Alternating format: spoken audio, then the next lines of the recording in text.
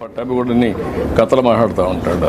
నువ్వు బయట మాట్లాడ వేరే, స్టేట్మెంట్స్ వేరే, ఎగ్జిక్యూషన్ వేరే. ఏపీ స్వచ్ఛంద కార్పొరేషన్ చైర్మన్ గా ఉన్న తెలుగుదేశం పార్టీ నాయకుడు పట్టాభి గాలి తీసేశారు ఏపీ ముఖ్యమంత్రి చంద్రబాబు నాయుడు గారు. నగరిలో జరిగిన స్వచ్ఛాంధ్ర కార్యక్రమంలో పాల్గొన్నారు ముఖ్యమంత్రి చంద్రబాబు నాయుడు గారు. అక్కడ శిలాఫలకం ఆవిష్కరించిన తర్వాత అధికారులను స్వచ్ఛాంధ్ర గురించి కొన్ని ప్రశ్నలు అడిగారు.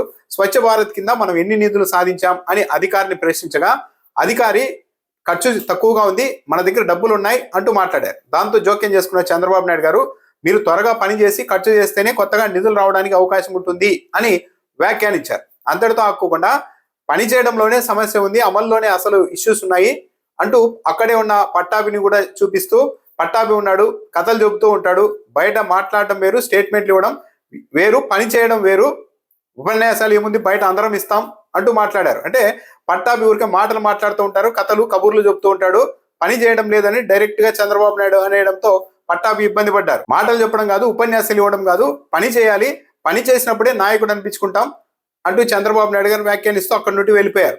అయితే నగరంలో జరిగిన సభలో కూడా చంద్రబాబు నాయుడుకి ప్రజాస్పందన పెద్దగా లేదు, ప్రజలు పెద్దగా రాలేదు.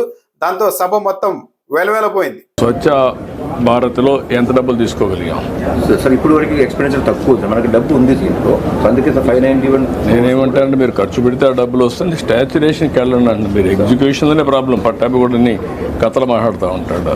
నువ్వు బయట మాట్లాడ వేరే, స్టేట్మెంట్స్ వేరే, ఎగ్జిక్యూషన్ వేరే. I'm interested in execution. ఊరికే బయట ఉపన్యాసాలు అందరూ ఇస్తాం. లీడర్ అనేవాడు ఎగ్జిక్యూషన్ చేస్తే లీడర్స్ అవుతారు. That is where I'm forcing everybody.